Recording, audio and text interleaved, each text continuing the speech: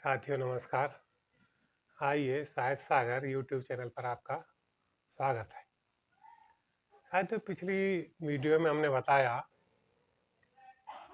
हिंदी का नामकरण कि जो हिंदी है वो कभी हिंदवी बोली साहित्यकारों ने, कभी हिंदी बोली, आखिर वो उलट पुलट होती रही और अंत में जनमानस ने हिंदी ही रूप उसका स्वीकार किया।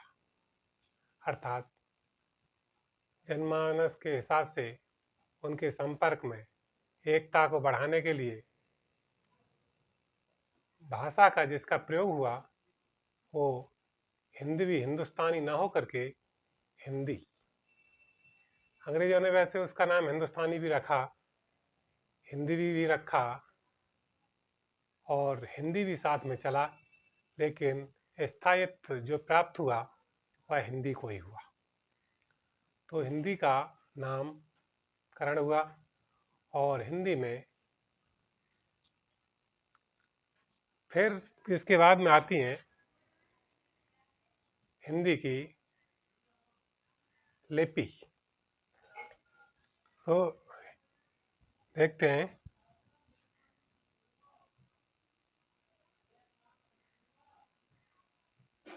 हिंदी।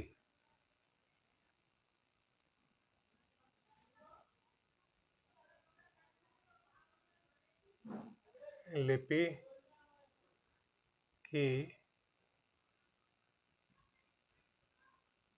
परिभाषा।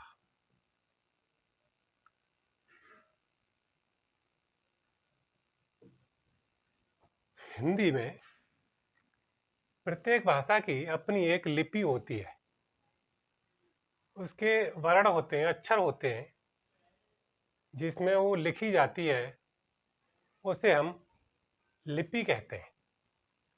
ये जो लिपि है हम अपने मुख से जो उच्चारण करते हैं, जो वाणी निकलती है वह वाणी निकल के आकाश में समा जाती है, इस ब्रह्मांड में समा जाती है। अर्थात मुख से जो वाणी निकलती है, जो ध्वनियाँ निकलती हैं, वो मुख से निकलने के बाद और ब्रह्मांड में समा जाती है। तो जो हमारे नज़दीक हैं वो हमारी वाणी को सुन लेते हैं, हमारी ध्वनियों को सुन लेते हैं, और जो हमसे दूर है वहां तक हमारी वाणी नहीं पहुंचती है। तो इसमें हम दूर तक अपनी भाषा को पहुंचाने के लिए, दूर से अपने वर्णों को, अपनी ध्वनियों को पहुंचाने के लिए, दूर दूरस्थ जो लोग बैठे हुए हैं उनसे संपर्क बनाने के लिए, जो दूरस्थ लोग बैठे हुए हैं उनसे संपर्क बनाने के लिए, हम अपनी भाषा का स्थापित करने के लिए जो उनसे संबंध बनाते हैं उसे हम लिखित भाषा में प्रयोग करते हैं। क्यों?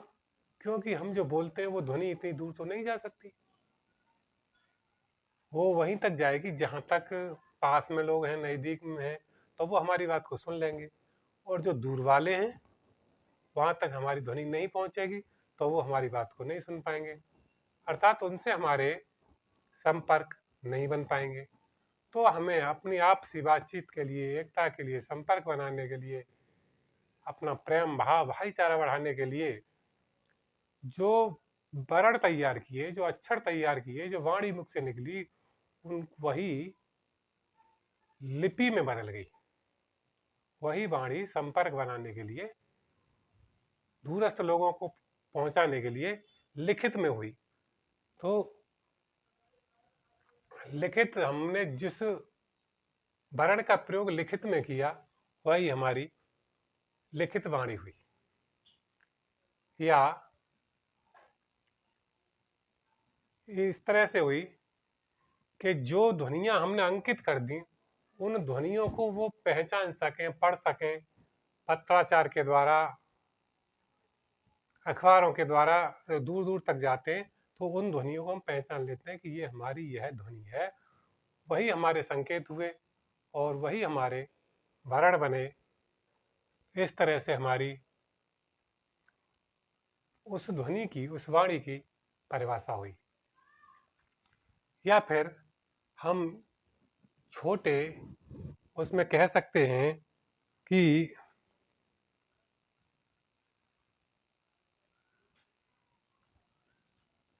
हम जिस रूप में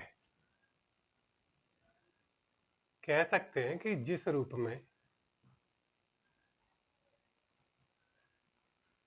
जिस रूप में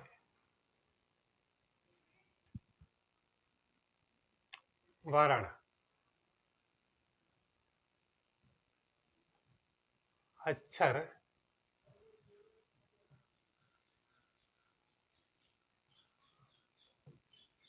लिखे जाते हैं उसे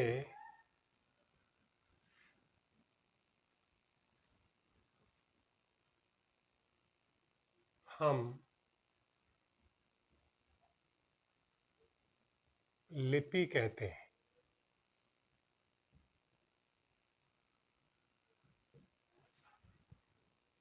उसे हम लिपि कहते हैं। जिस रूप में वर्ण अक्षर लिखे जाते हैं उसे हम लिपि कहते हैं। तो ये हमारी हुई लिपि की परिभाषा। लिपि की परिभाषा क्या हुई? जिस रूप में वर्ण अक्षर लिखे जाते हैं उसे हम लिपि कहते हैं। तो इस तरह से ये हुई हमारी लिपि की परिभाषा। पहले हुई हिंदी की परिभाषा और अब देवनागरी लिपि।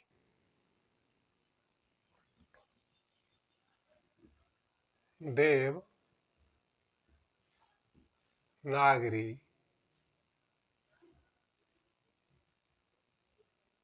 लिपि।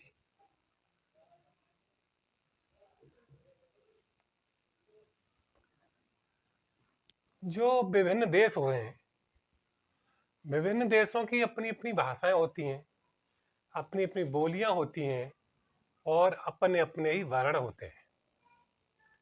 हमारे यहाँ भारत में स्वयं ही कई प्रकार की भाषाएं हैं। यहाँ पर विभिन्न धर्मों के मानने वाले लोग हैं, विभिन्न जातियों के मानने वाले लोग हैं, तो उनकी भाषाएं भी विभिन्न हैं। जैसे हिंदुस्तान में एक हिंदी के अलावा आसामिया बोली जाती है। असमिया, बंगला, गुजराती, कस्तूरी, मलयालम, हिंदी, तमिल, तेलुगु, उर्दू, पंजाबी, संस्कृत, सिंधी, मराठी, इस तरह से बहुत सी भाषाएं हमारे देश में बोली जाती हैं। लेकिन ये सभी भाषाएं छोटे रूप में हैं और हिंदी हमारी बड़े रूप में है, क्योंकि इसके जो मानने वाले हैं वो बहुत है, इनकी संख्या बहुत है मानने वालों की, बोलने वालों की। तो इस कारण हिंदी को हुई जो लिपि हुई वो देवनागरी। हिंदी की जो लिपि बोली गई, जिसमें उसके अक्षरों को छापा गया, उसको हम कहते हैं देवनागरी लिपि। अर्थात हिंदी की जो लिपि है वो है देवनागरी लिपि। और इसकी विशेषता होती है कि जो इसमें लिखा जाता है वही बोला जाता है। इस देवनागरी लिपि में जो लिखा जाता है,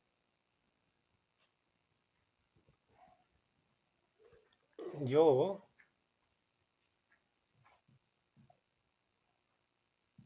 लिखा जाता है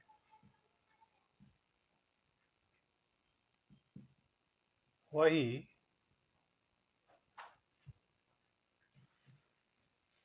बोला जाता है और जो बोला जाता है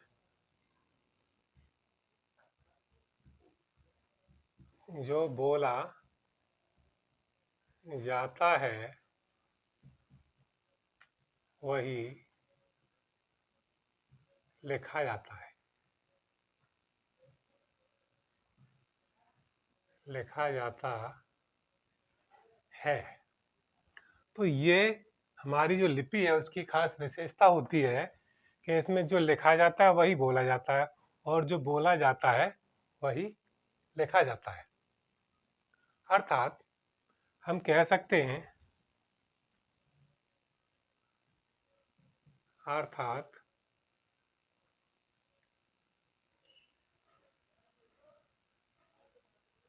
हिंदी के जो वर्ण हैं, वर्ण हैं उनको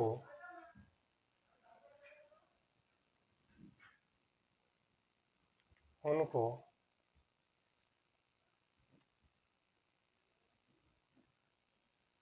जिस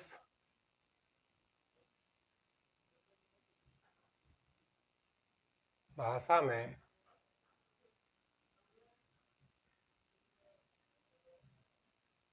लिखा जाता है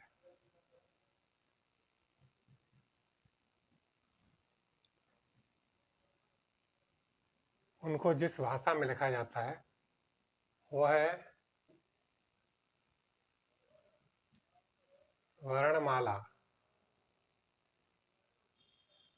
वह वर्णमाला ही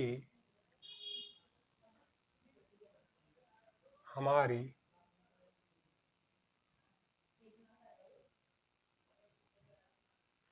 लिपि कहलाती है। हमारी लिपि कहलाती है।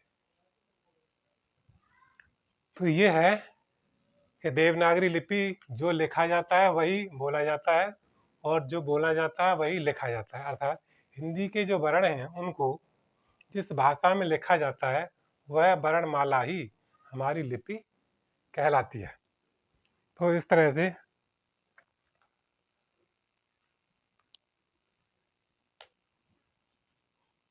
कहलाती है, लिखा जाता है वर्णमाला ही हमारी लिपि कहलाती है। और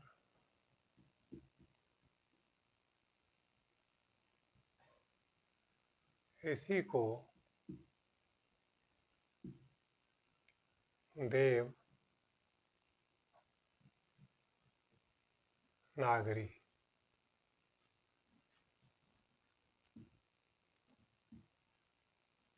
लिपि और इसी को देवनागरी लिपि कहते हैं।